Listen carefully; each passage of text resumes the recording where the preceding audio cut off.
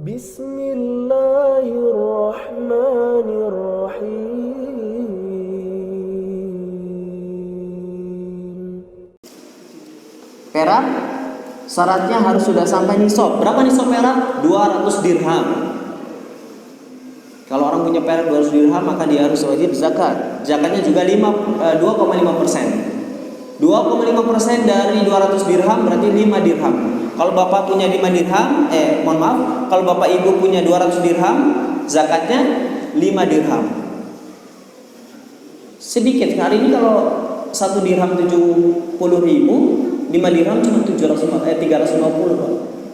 Dari 14 juta uang bapak yang dikeluarkan untuk zakat hanya 350.000. Kalau hitungannya pakai perak. Terus barang dagangan. Siapa yang memiliki barang dagangan dengan kadar 1 nisab dan telah sempurna haulnya, maka dia wajib menzakatinya dengan 1/20 atau 2,5%. Makanya penting juga bagi bapak ibu yang hobi dagang, harus dihitung asetnya. Aset dagang itu berapa? Jangan-jangan sudah sampai nisab.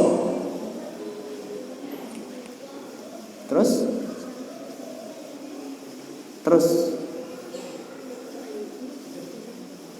piutang. Kalau saya punya piutang, anggap saja bapak pinjam uang saya 100 juta dan sudah berlalu 1 tahun, maka itu juga harus ada zakatnya. Kalau saya punya uang di lain 100 juta yang bapak pinjam, dari 100 juta tadi berapa? 2,5 juta ya, maka keluarkan. Kalau nggak punya uang selain yang dipinjam, maka zakatnya adalah ketika dibayar. Nanti lebih dari 1 tahun nggak bayar-bayar, lewat mau 2 tahun baru bayar 100 juta misalnya, maka ketika bayar langsung keluar 2,5 juta. Karena piutang itu harus dihitung, gitu ya.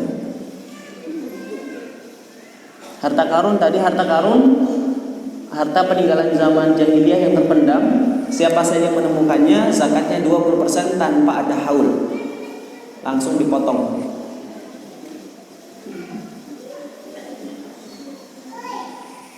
Nampaknya untuk gambaran umum zakat ini baru zakat mal, belum nanti zakat profesi atau zakat fitrah, karena banyak juga pembahasannya. Tapi saya malam hari ini ingin memfokuskan kepada zakat ini saja, zakat mal saja. Tentang mustahik, Pak, walaupun kami adalah lembaga, sebenarnya kan mustahik zakat itu ada 8: fakir, miskin, amil, mu'allaf, rikob. Rikob ini apa nih rikob, Pak? Rikob diterjemahkan dalam bahasa Indonesia apa di situ? Coba next.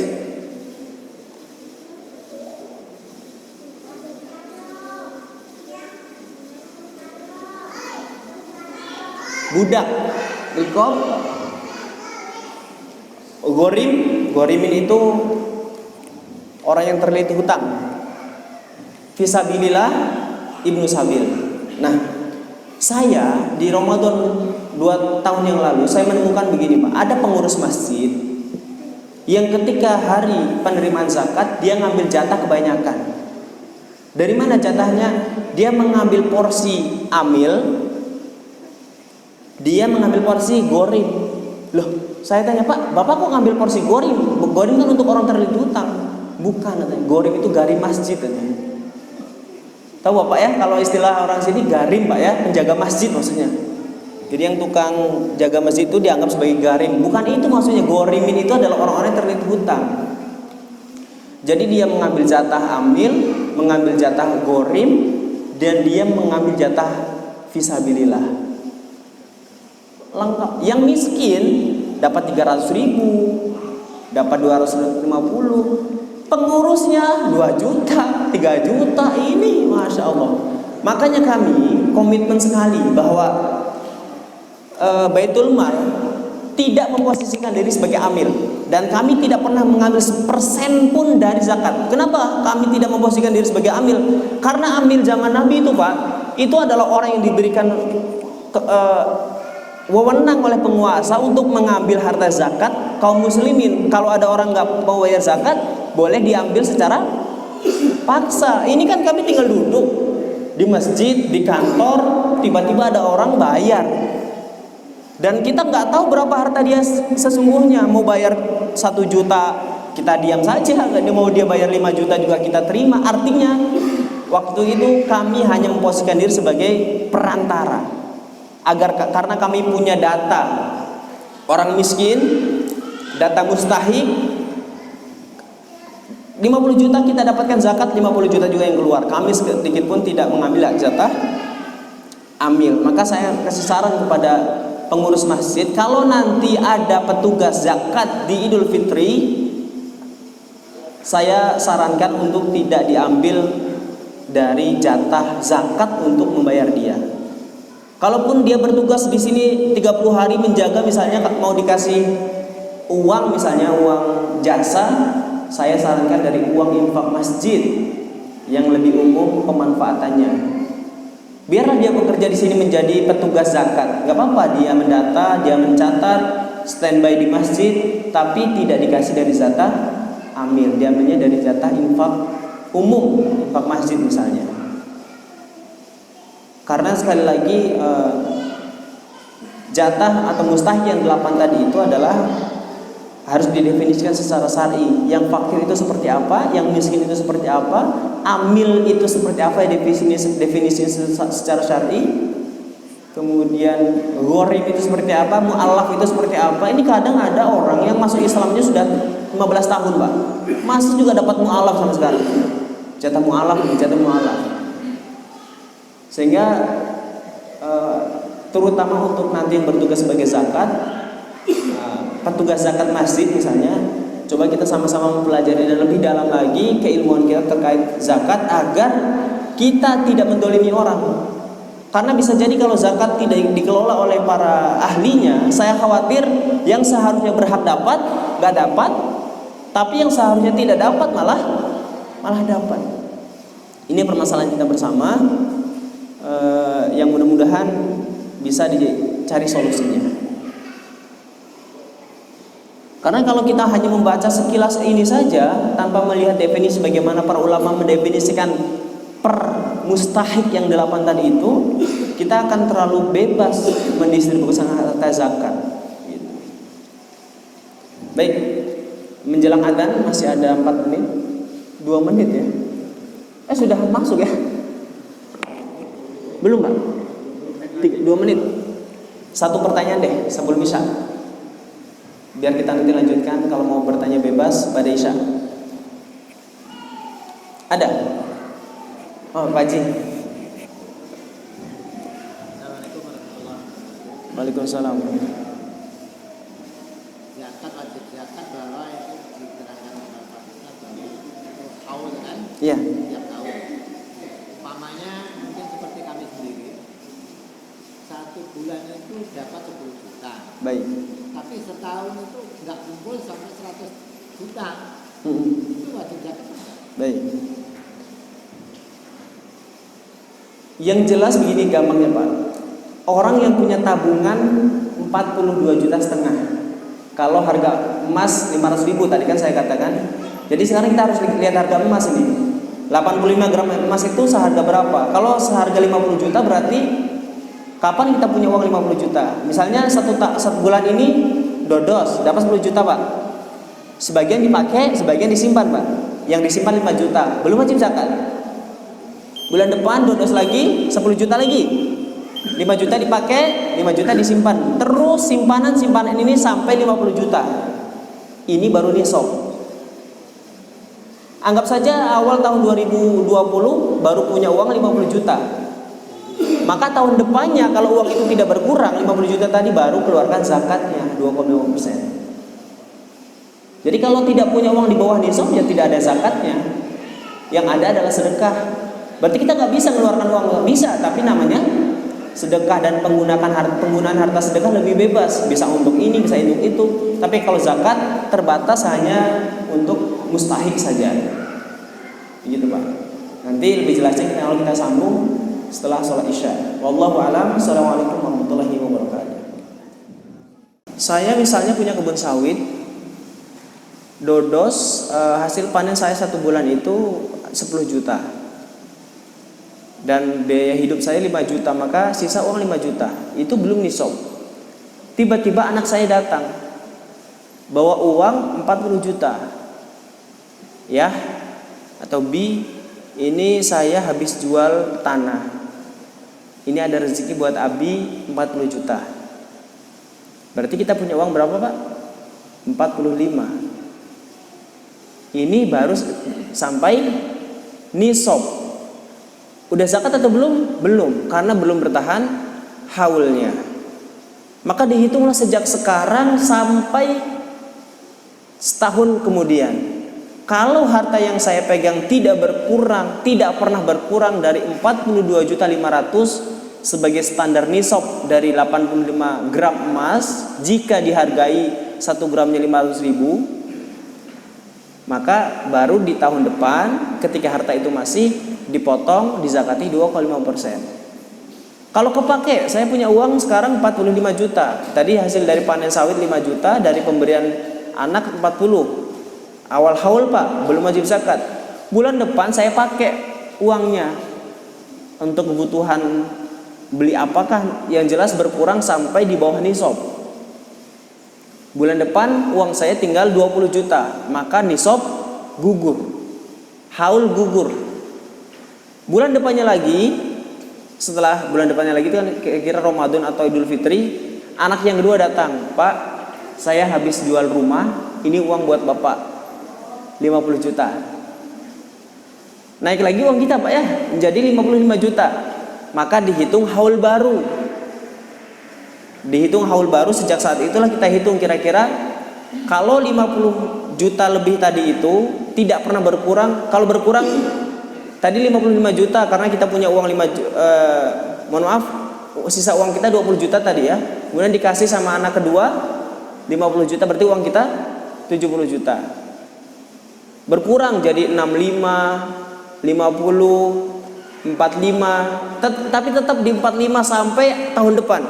Ini wajib zakat tetap, karena berkurangnya tidak sampai pernah berkurang dari 42.500.000. Kalau di atas 42 juta naik turun gak masalah, tetap dihitung haulnya sampai akhir. Tapi kalau turun di bawah 42,5 juta karena habis atau kurang nisabnya, maka tidak dihitung sebagai wajib zakat. Itu kira-kira, Pak. Jadi digabung itu harta kita punya berapa sekarang di tabungan kita, hasil panen kita berapa, dikasih orang berapa, dikasih anak berapa, tabungan kita berapa, kira-kira sudah sampai nisab belum? Kalau sudah sampai, berarti setelah ini kita pulang misalnya, cek tabungan kita berapa nih uangnya, emas kita berapa, di total ternyata cuma 20 juta nih, berarti belum nisab, aman, belum wajib zakat maksudnya. Tapi kalau sedekah nggak masalah, Pak, 20 juta mau sedekah berapapun nggak ada dosa, nggak ada masalah. Tapi kenapa zakat kita bahas? Karena kaitannya dengan dosa kalau kita nggak bayar. Kalau sedekah kan tidak. Nanti kalau pulang hitung, oh tabungan di sini 10 juta, di situ 10 juta, di sana 10 juta, total oh ternyata sudah 50 juta. Sejak kapan kita punya 50 juta? Oh ternyata sejak bulan Rajab kemarin. Wah, dihitunglah bulan Rajab ini awal haulnya. Terus bertahan tidak uang itu sampai Rajab tahun depan? Kalau bertahan, baru dikeluarkan zakatnya. Gitu. Yang lain? Pertanyaan yang lain mungkin? Ya boleh, Pak.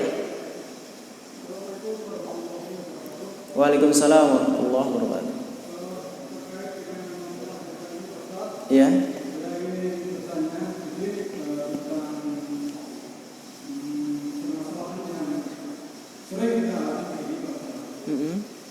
Kalau seandainya kita punya yang harta itu kita keluarkan untuk sedekah atau untuk infak, ini itu sangat baik.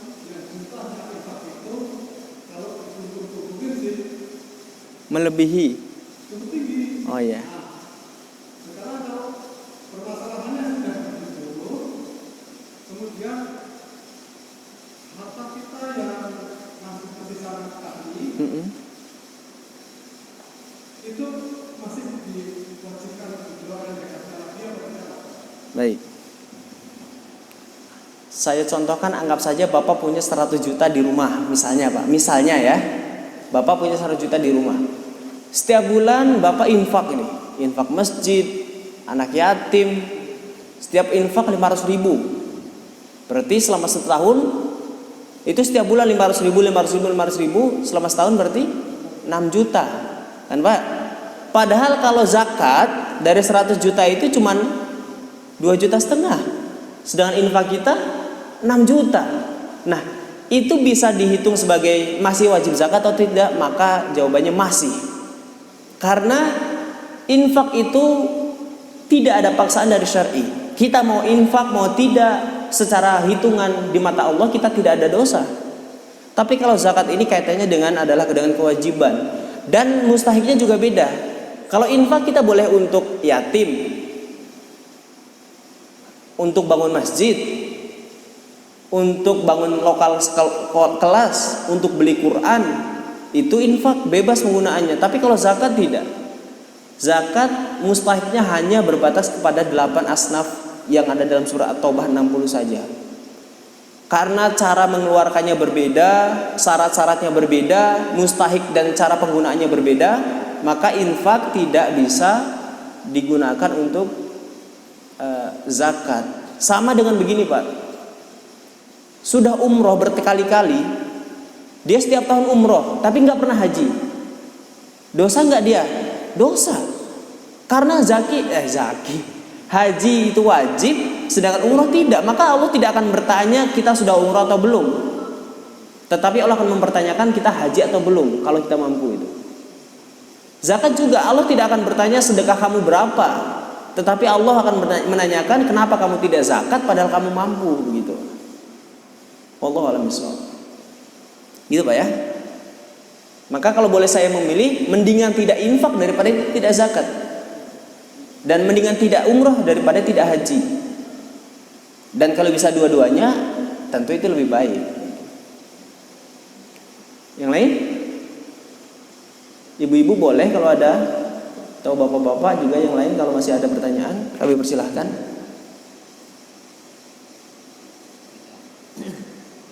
Oh Pak Haji lagi. Menerangkan bahwa nisabnya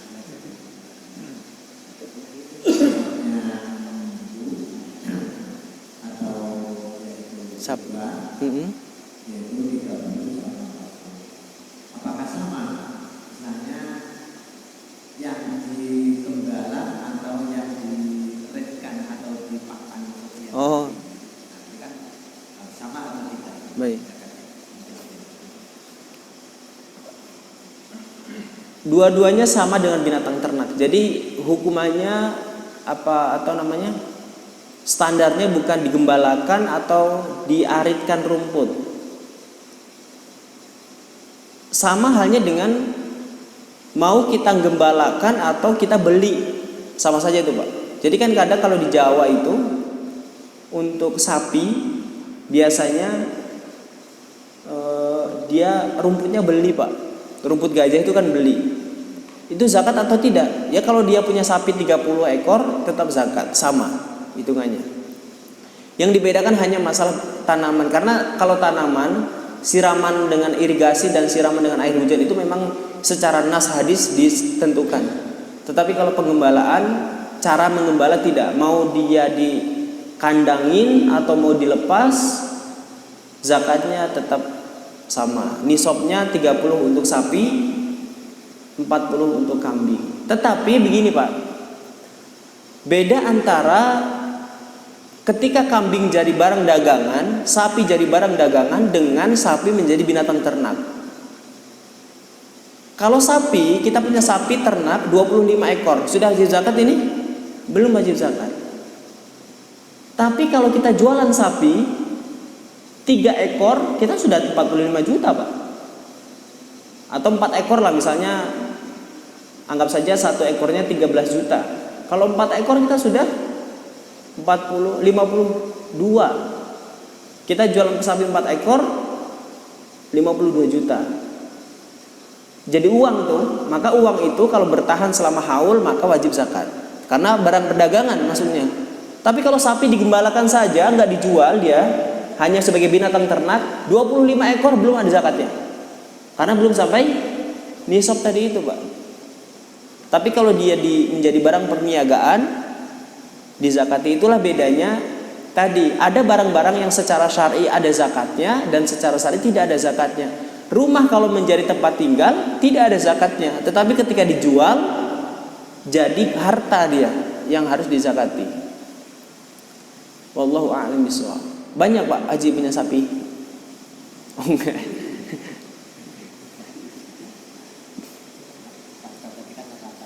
Iya. Yang dibedakan hanya tanaman.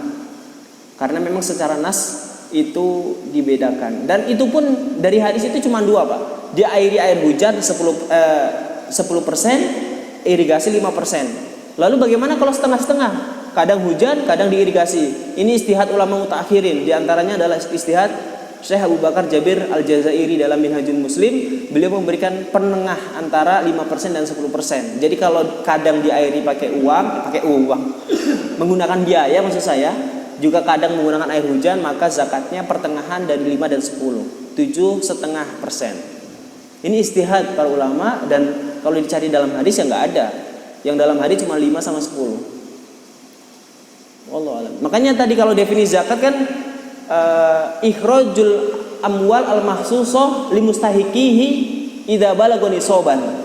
Mengeluarkan harta yang khusus. Berarti enggak semua harta dizakati tadi sebagai saya bilang. Hartanya hanya khusus. Binatang tertentu, harta tertentu limustahiqihi untuk para mustahiknya idza balagha nisaban, dan tidak semua harta yang wajib zakat harus dizakati. Dia harus sampai nisab dulu, dan tidak semua nisab harus zakat juga, kecuali kalau sudah sampai haulnya. Hartanya khusus harus sampai nisab, harus sampai haul, dikeluarkan untuk orang-orang yang tertentu saja. Ini definisi zakat. Definisi infak dan sedekah lebih luas dari itu. Makanya kadang banyak orang miskin, sedekahnya banyak, nggak masalah. Namanya itu adalah hubungan dia dengan Allah Subhanahu Wa Taala. Itu Pak ya. Yang lain? Ya. Waalaikumsalam. Ya. Jadi kita punya hasil tiap bulan 5 juta nih. Ya. Atau setiap panen dapat uang nih. Setengah bulan sekali gitu kan. Baik. Tapi setelah kita dapat uang kita bagi sambil untuk makan habis. Ya. Terus seperti setiap tahun. Apakah itu dikeluarkan zakatnya setelah kita menggunakan uang itu atau tidak? Apakah dikeluarkan zakatnya saat Idul Fitri? Oh. Saat zakat fitrah dengan zakat mal. Itu yang pernah kita pakai dikeluarkan zakat. Tidak. Yang wajib zakat hanya Idul Fitri, hanya zakat fitri, karena zakat fitri kan definisinya beda. Zakat fitri hanya kalau kita punya makanan pokok yang bisa dikonsumsi satu keluarga ketika Idul Fitri dan masih ada sisa, maka kita wajib zakat. Artinya zakat fitri itu standarnya lebih kecil. Tapi kalau zakat mal definisinya khusus. Jadi harus sampai nisabnya dulu. Jadi kalau Bapak intinya kalau antum punya tabungan baru ada zakatnya. Tapi kalau panen habis maka tidak ada zakat. Bagaimana cara mengeluarkan harta dari situ? Boleh atau tidak infak? Nah, kalau infak bebas, tapi tidak ada zakat. Gitu Pak. Allahu a'lam. Ini jadi rata-rata di sini mustahik semua ya? Atau muzaki nih? Mudah-mudahan jadi muzaki Pak. Mudah-mudahan orang yang wajib zakat kan artinya diberikan kelapangan oleh Allah Subhanahu Wa Taala. Kalau mustahik kan orang-orang yang berhak dapat zakat. Dan di masa Umar bin Abdul Aziz sangat sulit cari mustahik gitu. Karena semua orang sudah mampu. Gitu Pak. Wallahu a'lam bishawab. Ada lagi? Ya? Iya. Kewajiban kita untuk membayarkan zakat mal itu apakah mesti harus melalui lembaga terkait atau langsung kepada yang masyarakat? Baik. Kemudian yang kedua, misalnya kita punya harta tahun ini sudah kita zakati. Uang itu bertahan sampai tahun itu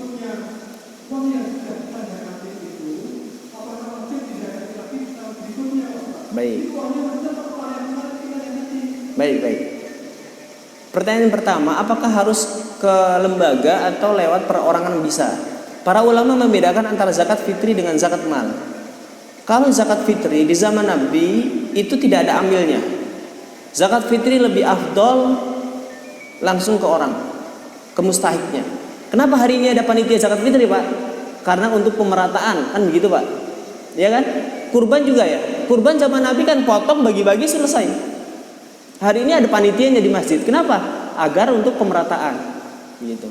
Tapi para ulama menyampaikan kalau zakat fitri masih dibolehkan dan tidak ada masalah untuk diserahkan langsung. Tetapi untuk zakat mal ini lebih ahsan ke lembaga, karena lembaga yang lebih tahu apa standar kemiskinan dan di mana saja orang yang jauh lebih layak. Maka kami biasanya, Pak, kalau kami menerima zakat itu, ibu ada saran nggak? Misalnya ada ibu-ibu datang, Pak, kami mau bayar zakat berapa, 5 juta ini uangnya. Ibu ada saran nggak tetangga-tetangga ibu yang miskin? Ada, Pak, ibu ini, bapak ini. Kami survei, Pak.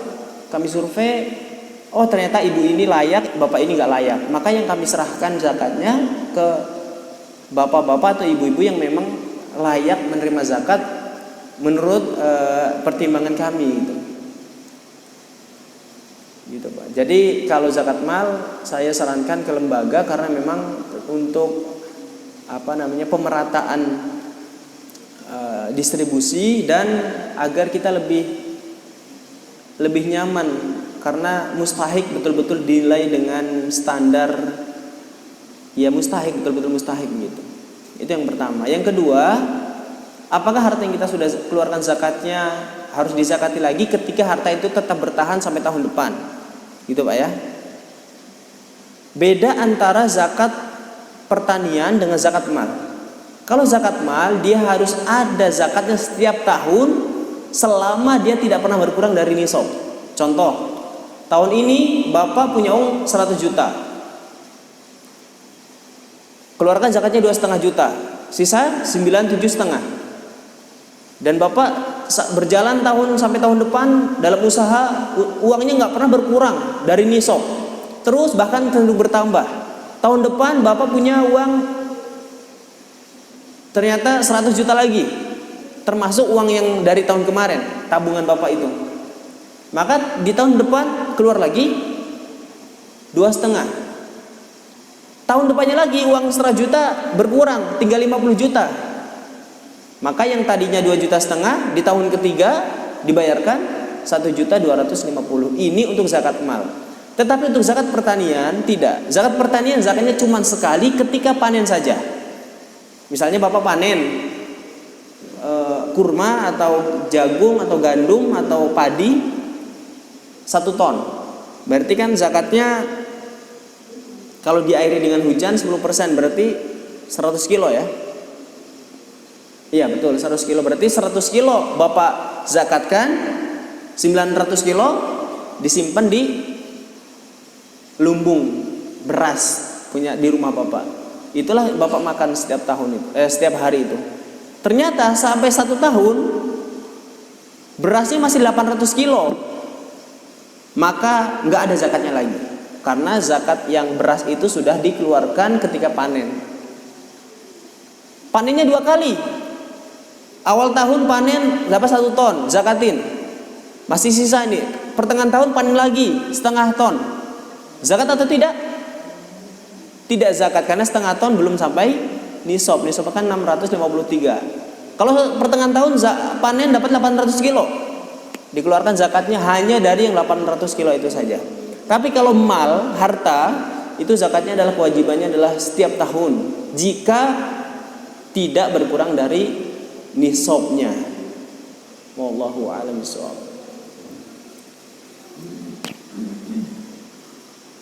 Ada lagi yang masih perlu diperjelas? Ya. Waalaikumsalam warahmatullahi wabarakatuh.